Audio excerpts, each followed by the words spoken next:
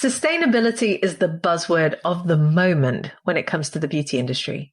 Every day, I now receive articles about sustainable ingredients, sustainable formulations, sustainable packaging. But sometimes when I scratch the surface, not only do I uncover greenwashing, where brands are making eco-claims that they can't substantiate or hiding behind a green smokescreen, but I also see many beauty brands confuse natural with sustainable. I judged a sustainable beauty award earlier this year, and some of the brand websites I looked at basically said, our brand is sustainable because we only formulate with clean ingredients. Or our brand is sustainable because our formulations benefit your skin or hair. And then as an afterthought, they'd mentioned that they were committed to reducing their carbon footprint or looking at changing their packaging. So I started to wonder, are we actually confusing natural with sustainable beauty? The beauty industry is known for its polarizing statements, its crazy claims, its lack of nuance, which is something I've frequently covered here on the Green Beauty Conversations podcast. So it doesn't come as a surprise to learn that confusion quite probably exists. Our approach here at Formula Botanica is completely different. We try to work with natural, sustainable ingredients in our award-winning online formulation courses rather than expecting that one leads to the other. But what is the rest of the industry doing? What do they think? Well, join me for an episode in which Anna Green and I explore whether we are confusing natural with sustainable beauty. Welcome to Green Beauty Conversations, the podcast that challenges you to think about how you buy, use, make, or sell your natural beauty formulations. In my weekly episodes, I explore the sustainability of the beauty industry and encourage you to join me in changing the beauty industry for the better. I'm your host, Lorraine Dahlmeyer. I'm a chartered environmentalist, biologist, and the CEO of award-winning online organic cosmetic formulation school, Formula Botanica. We have thousands and thousands of students in over 180 countries around the world who study with us to become organic beauty formulators and entrepreneurs. Visit our website at formulabotanica.com to try our free online formulation course. And if you want to be the first person to know what's happening in green beauty, make sure you subscribe to this podcast in your favorite podcast app. So in today's episode, I'm joined by Anna Green, who is the education manager at Formula Botanica. Anna regularly joins me as a returning guest on this podcast, and we've covered some groundbreaking topics before, such as circularity, biodegradability, skinimalism, and much more. Anna has worked in the beauty industry for over a decade, and I always greatly respect her opinion, which is why I'm thrilled she's joining me again today. Hi, Anna. Welcome back to the podcast. It's so lovely to have you here. Hi, Lorraine. Thank you for having me. Now, I always enjoy our chats. We've had some great ones. And for those people listening, if you haven't listened to all the conversations that Anna and I have had about skinimalism and biodegradable beauty and circular beauty, delve back into the archives and go and listen to them, because I think we've been trailblazing a little bit in the sustainability discussion, which is why I'm so thrilled to have this chat today. We're talking about confusing natural beauty and sustainable beauty. So let's start by defining those terms. Can you start by defining what natural beauty is for us? Yes, of course. So natural beauty is quite a wide term used to describe beauty products that use ingredients that come from nature. So this is mainly plants, animal-derived ingredients such as beeswax, and other natural resources such as clays and minerals. So they all come from nature. We have a whole podcast on the shades of natural beauty as defined by Formula Botanica, because like so many things in the beauty industry, it is not always clear-cut what is natural and what is not. In fact, there are many different opinions in the industry on what level of processing an ingredient can go through to be considered natural. So most natural ingredients will need a varying level of processing so they can be used within our cosmetics. Ingredients like butters and oils may have undergone quite minimal processing, whereas something like an emulsifier that brings oil and water together will have undergone much more processing to ensure it has the function needed in the product. So natural is quite a broad term, which means different things to different people, but we have defined our shades of natural at Formula Botanica. And I think our definition is actually catching on quite widely in the industry, and we were pioneering when we kind of put that out. Natural essentially means derived from nature, and then there will be some processing to that ingredient. Makes perfect sense. And you're right, that was our first ever podcast all the way back in 2018, delving back into the archives. Absolutely. It was a really good one as well. I highly recommend people go back and listen to it. It's still incredibly relevant now. So Lorraine, now that we know what natural beauty is, can you tell us what is sustainable beauty? Yes, and much like natural beauty, this one is very much open to, I'm not going to say interpretation actually, but I'm watching people come up with their own definitions of it, whereas I firmly believe that actually it's quite clear-cut what it is. But no one's enshrined this in law. There aren't any sort of legal terminologies around this, and that worries me a little bit, but we'll come to that. So the cosmetic sector is one of the world's most unsustainable industries. It uses huge quantities of natural resources to produce literally billions of consumer products. And of course, those products are designed to go on our bodies, but inevitably, as we know, they end up in our waterways because they're often diluted into water that flushes down the drain, and they end up in our landfills. Now, sustainable cosmetics are those which can be produced to meet sustainable consumer demands without compromising the ability of future generations to meet their own needs. Now, that can mean many different things to different people, but in reality, it means that we need to get the beauty industry to the stage that it uses and makes less, that everything is made circular wherever possible, that we embrace green principles in our operations, in eco-design, and that we move to a more localized model where people even learn to formulate for themselves again, which of course we stand for very strongly here at Formula Botanica. And let's not forget that humans have been formulating for millennia. But at the moment, we are literally a million miles removed from that. So I think we need to fundamentally rethink this take, make, dispose business model that's used in beauty. And we need to rethink the way that the beauty industry markets its products, because marketing through insecurity should not be a thing anymore. We're in 2022, and yet it is still such a fundamental part of the beauty industry, which causes a lot of those sustainability issues. So yeah, it's a very complex topic, but when you break it down, it's actually quite straightforward. We just need to make and take less and dispose of less. We need to make it more circular, embed green principles, and move maybe to a more localized economy where we're also, hopefully, formulating for ourselves. Yeah, absolutely. I love the idea of all of those principles coming together in the industry. It's complex, but it can be done. It's also quite controversial because it's very different to the business model we currently have. But I think no one is really leading this conversation. And we're having a lot of these leading conversations here on the podcast. But it's very interesting to see that the beauty industry is fundamentally going for the wrong issue. But that's maybe a topic for a different podcast, possibly my green beauty opinion next week. Let's see. So we've defined natural, we've defined sustainable beauty. What do you think the general perception is about the way that natural beauty and sustainable beauty intersect? It's a really good question. I think there's a lot of confusion about both natural and sustainable beauty and what those things are. There's still lots of myths in the industry that endure despite us having access to more information now. And I think because natural beauty emerged strongly before we were having in-depth sustainability conversations, that there still may be a perception that natural is automatically sustainable. Many people realize that using all resources wisely, regardless of where they came from, is a good thing. So, for example, the trend of utilizing upcycled ingredients is a very positive one because it's taking resources that are byproducts of other industries, such as the food industry, and it's making use of those in a different way rather than allowing them to go to waste. So you interviewed Anna Brightman on the podcast of Upcircle Beauty, and they are a really very good example of people doing this well, utilizing ingredients that would otherwise go to waste.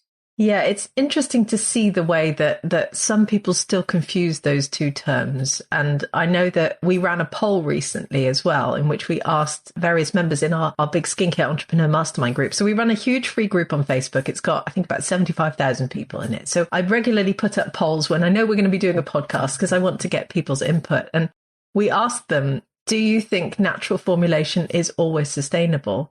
And 83% of people said no, but there was still, I think it was about 14% of people who said yes. And a few people just said, I don't know. So this myth does definitely continue. And what's also fascinating is I've judged a few awards this year. One was specifically focused on sustainable beauty.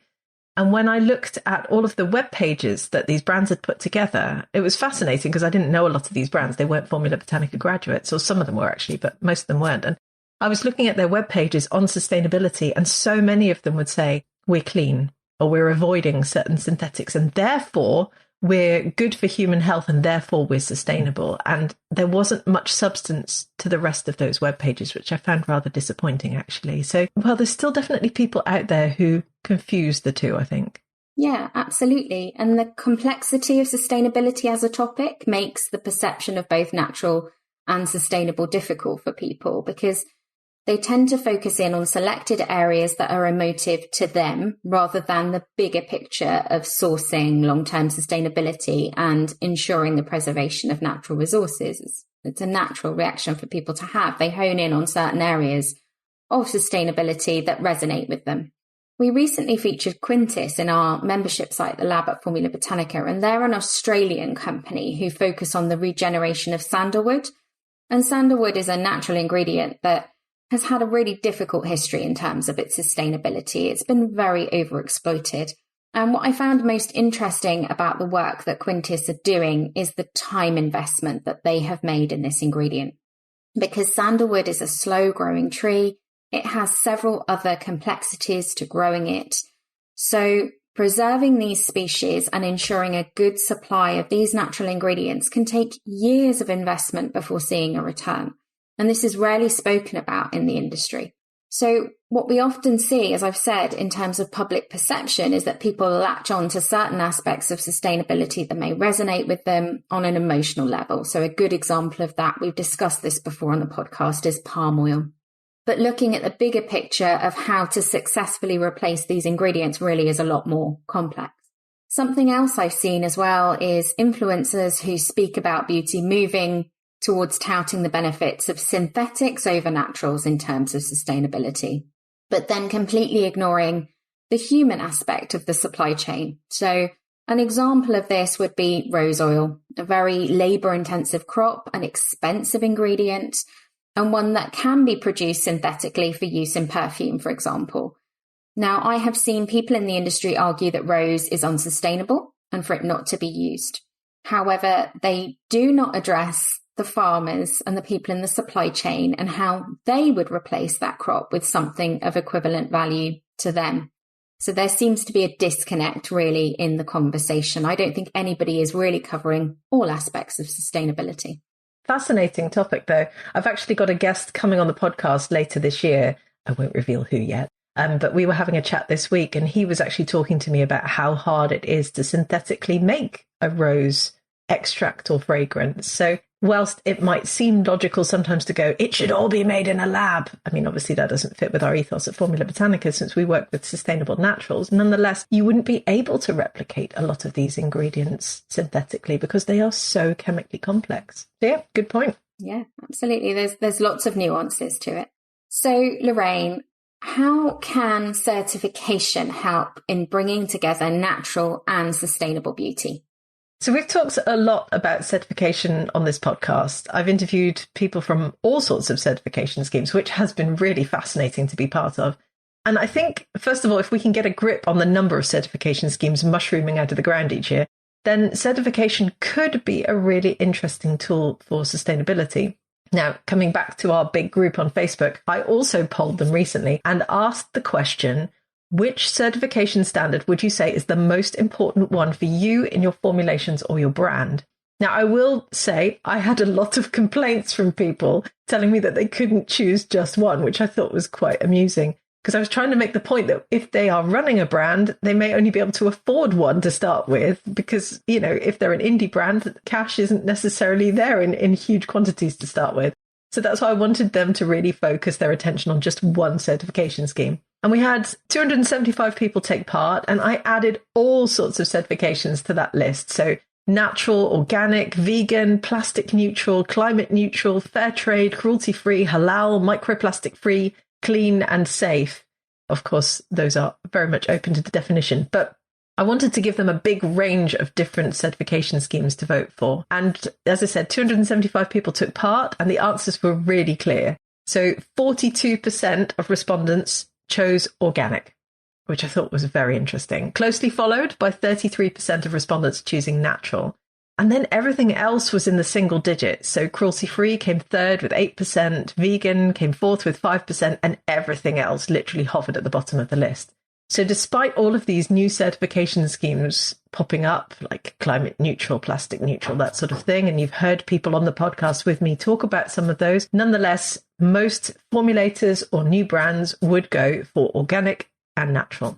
And I think it's brilliant that so many people voted for organic. Well, firstly, because Formula Botanica is the organic formulation school, but also because organic certification embodies a lot of sustainability principles. So to quote the Soil Association, the organic certification body in the UK, organic agriculture should sustain and enhance the health of soil, plants, animals, and humans. It should be based on living ecological systems and cycles. It should work with them, emulate them, help sustain them. It should build relationships that ensure fairness with regard to the common environment and life opportunities, and it should be managed in a precautionary and responsible manner to protect the health and well-being of current and future generations and the environment. It's a big definition, and that's just organic agriculture. So I personally think that a lot of sustainability requirements can be embedded into a business by going for organic certification, because it makes you look at it from a more holistic point of view. It's not everything, of course, by a long shot, but it certainly starts them off for taking the right approach. Now, natural certification is also great for brands, but it doesn't cover that same sustainability element. And that obviously ties in with what we were saying earlier about natural formulation not necessarily always being sustainable. And the vast majority of people who we asked agreed with us on that. So that leads me to my next question for you, which is, do you think we are confusing natural and sustainable beauty in some of the conversations we're having throughout the industry? Yeah, I think we are. And I think people have become more demanding than ever of their beauty products. So I think people want things to tick multiple boxes. So they want both natural and sustainable, and if possible, certifications like cruelty-free or organic. And they, the brands, however, perhaps might struggle to tick all of these boxes. So not everybody will understand the nuances of natural and sustainable, but I feel there is a strong desire for products and brands to be doing better work for the people and better work for the planet. I also think that when it comes to certain aspects of sustainability, the natural beauty industry have been leading the way and pioneering certain conversations. So, for example, you recently released an episode on this podcast all about microplastics that can be found within formulations, and formulating without these ingredients is something that was really pioneered by the natural organic beauty brands and certifications before this conversation ever entered the mainstream. There are certainly brands out there using natural ingredients who have contributed heavily to the messaging that their products are sustainable, even with no evidence to back that up. So greenwashing is still a huge issue in the industry, and evidencing what we're saying needs to become more commonplace, I feel. But I do think that consumers are becoming more savvy, and that conversations like the ones that we're having here on the podcast are starting to emerge slowly in the industry. As you've already pointed out, we ran that poll in our Facebook group, and I picked up on one particular response, which I thought was very, very interesting. And that was somebody saying that they felt that if it wasn't sustainable, it wasn't actually natural. So it's flipping that conversation on its head and saying that we should prioritize sustainability within natural formulation, which I feel is where we're going at Formula Botanica, really, in our messaging to our student community. So that, for me, was a very interesting conversation, because it completely flipped it on its head, but it makes you look at it from a different perspective. And actually, it makes perfect sense to me to think of it that way. I love that. And it's right. I mean, if your formulation isn't sustainable and it's having an impact on the environment, you could never call it natural anyway, I suppose. Fascinating. Yeah, it's an interesting point. I think it was very well made as well, in a small amount of words underneath the poll. So I think we'll definitely pick up that point another day. Lorraine, how can we make natural beauty more sustainable after everything we've discussed today? Yeah, it's a big question, obviously. I mean, we need to get the beauty industry to the stage that we are creating longer lasting, multifunctional formulations that are obtained from our local refilling stations. I know I'm slightly utopian here, but that's where I'd like the beauty industry to go. Provided by eco-minded brands using sustainably sourced ingredients, or formulated at home for our own use. So there are many steps that the natural beauty sector needs to take in order to embrace sustainability. But the two main ones, and they are quite controversial, are degrowth and circularity. So a degrowth model, we talked about this a little bit on the Skinimalism podcast that we did, I think it's probably a good 18 months ago now, actually, which was a very popular one. So a degrowth model encourages lower consumption and production overall, which might seem horribly counterintuitive when you're trying to implement a business strategy to sell products. But I think indie brands are actually better placed to encourage less consumption than their mainstream counterparts. And I think that for two reasons. So firstly, indie brands are the only brands having the conversation around consumption. And we can't ignore the fact that consumption and production levels need to change if we want to build a sustainable beauty industry. But I am only seeing the indie brands currently discuss this topic. In fact, I was sent an email from one of the giants, the giant multinationals a few months ago, talking about consumption. And I was like, wow, are they talking about it? I can't believe it. And I clicked on this email and it was just talking about sort of environmental operations. It didn't actually address the big elephant in the room about consumption itself. And in fact, I would say that the topic of consumption appears to be entirely off the table in any mainstream beauty conversations about sustainability. So I expect to start to see more indie brands lead the way. And yet I'm actually already seeing indie brands saying, maybe buy a bit less, maybe buy in bulk. Like I interviewed Meow Meow Tweet here on the podcast a few months ago, or buy my longer lasting products so you don't need to replace them so often, and think a bit more about what you're using. So I don't think there's anything wrong with embracing that messaging around degrowth, although I can understand it feels a little bit scary. It can seem like a contradiction in terms to drive lower consumption while building a products-based business. But I will say, I think the indie sector is far better placed to lead that movement while still prospering, as in general, of course, indie brands play less on consumers' insecurities in order to drive growth in their business, which I think is a horrible part of the mainstream beauty industry. So that's the first thing. I also think that indie brands are leading the way in terms of sustainability, in terms of sustainability innovation. And indie brands have traditionally, typically, historically, often been ahead of the curve in terms of consumer needs. And we've certainly seen this when it comes to sustainability. So some of the most innovative sustainability projects I've seen so far started with indie beauty brands, such as refilling schemes or solid beauty formulations.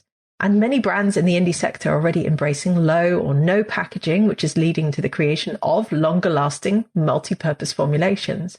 Interestingly, we've seen the mainstream beauty industry work hard to try and catch up with some of this messaging that's been spearheaded by indie brands over the last decade. And this is now also starting to happen with respect to longer-lasting formulations. So you and I obviously recently attended In Cosmetics Global in Paris, a huge industry trade show. If you've not heard of it, it's the largest cosmetic ingredients exhibition in the world. Pre-COVID levels, there would be 12,000 people at the show. And what was really noticeable was all the big ingredient suppliers. I mean, these are gigantic companies that provide ingredients to all the big beauty giants. They were there proudly showcasing a huge variety of different ingredients used to make solid formulations. In fact, I was on a stand with a chemist from one of those big brands. And she came out and she went, there are two formulations that we're really pushing at the show here. We've got a shampoo tablet, which I thought was really cool, because you can obviously have them in a tube and take them with you when you travel. And she goes, and we've made this shower jelly. It's a solid shower jelly. And look, it's done in the shape of a flower. And this is really innovative. We're so proud of this. And I got my phone out and I went into Google and I looked up our shower jelly blog post that we wrote in 2016. And it was the exact same flower mold with the exact same pretty much formulation. And I held it up and I showed her the photo and I went, we did this 6 years ago. She was like, oh, are you telling me this is so 2016? I sort of went, well, no, but, I'm trying to say that actually this isn't as innovative as you think because the indie brands have been doing this for so long. And I think ultimately that's where indie can really lead the way, because I think why buy 30 formulations when you can buy 3 or 4 really effective products that cater to a multitude of needs and last longer than many of the other products on your bathroom shelf? And this formulation ethos is just far more in keeping with many indie brands.